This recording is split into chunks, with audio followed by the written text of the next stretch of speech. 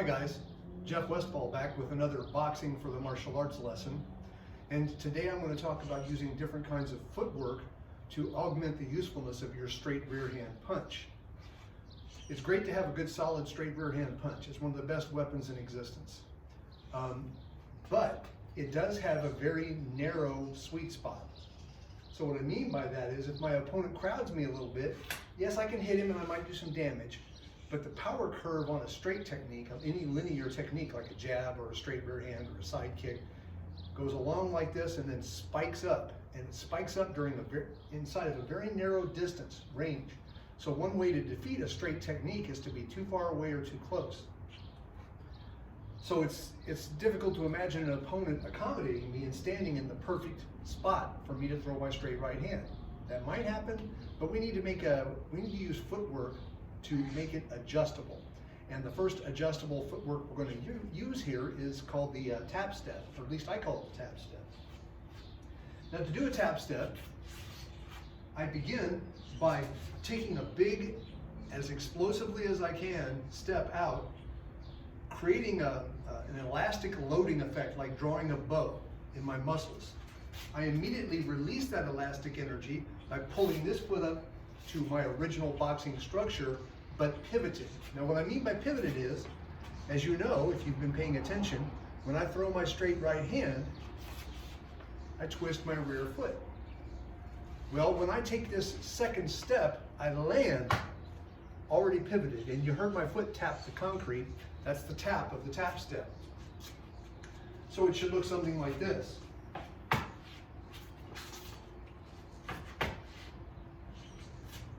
Now, this can be applied a lot of different ways. One of my favorite ways is to do some sort of evasion to make the opponent miss with whatever attack he threw at me and then immediately step back in. This makes your straight right hand much more tactically flexible. It allows you to get out of range, since most of your opponents are not going to be a foot taller or a foot shorter. His right hand range is going to be comparable to yours. So if you have good flexible footwork, you can be out of range of his and right back in range of yours. In addition, your tap step adds power to your cross, to your rear hand, two ways. The first way is fairly obvious, and that is that I'm taking a big step into it. I get a lot of driving power off of that step, that elasticity I talked about. And the second method is, and I don't have to do this, but it's easy to do, is I can get a twofer out of this original step by loading my shoulders. Hark back to an earlier video where I taught you that you can throw your straight rear hand from different shoulder alignments to get different effects. And this alignment giving you the maximum power. So I can get a twofer out of that step and rotate my shoulders as I'm taking this step and then unleash a lot more power on my straight right hand when I fire it. So that's some ideas and some elements of a tap step straight rear hand. In a future lesson, I'll show you how to use a tap step laterally to add power to a hook punch. So let's get next to the retreating straight rear hand.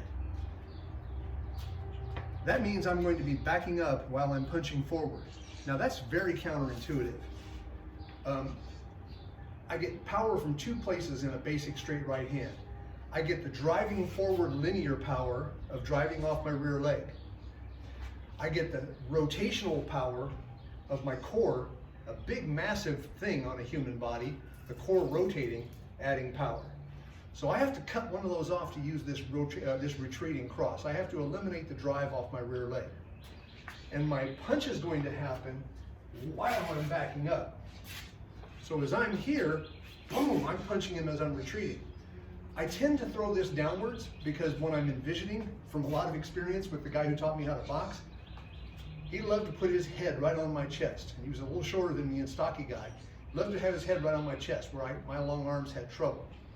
And one thing that I learned that could be useful at times is to step back as he's coming in and put his head right in the sweet spot of that rotation. Even though I lose the power of the drive off my legs, the timing and the snap of my upper body is powerful enough to at least hit as hard as a jab would hit, if not significantly harder. So the retreating straight rear hand is a really useful weapon.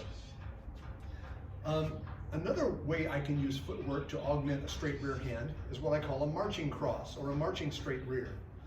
And marching means essentially that I'm walking. I'm bringing my rear foot forward to become my new front foot. I'm orthodox, southpaw, orthodox. It's going to be a little more complex than that, but that's the basic idea. So from my structure here, what I want to do is have my shoulders turned to prepare a marching straight rear hand or a marching cross. I can do that because I threw a punch and I stayed here. I can do it because I did some sort of upper body evasion and put myself here. A lot of different reasons I might be in this position, but it prepares me to fire a straight rear hand with what appears to be my front hand. So from this position, I step forward while preserving the alignment of my upper body. Now, of course, I wouldn't stop and talk. As I settle down onto this foot, I'm firing that rear hand from the other side. So each marching cross is going to have this position, and I can chain them together very nicely. So from this position, 1, 2. Let me show you sideways. I'll do these in threes. 1, 2, 3.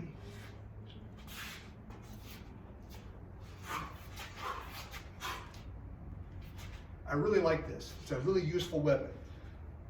We're taking it out of context, so a good boxing coach is going to look at that and cringe. That's not, very few boxers teach you to do something like this. But because we're using this with martial arts and intermixing with kicking and pushing and grabbing and things that are illegal in boxing, there's a lot of very useful ways to add this marching punch into your techniques. If you can march forward, you can march backwards.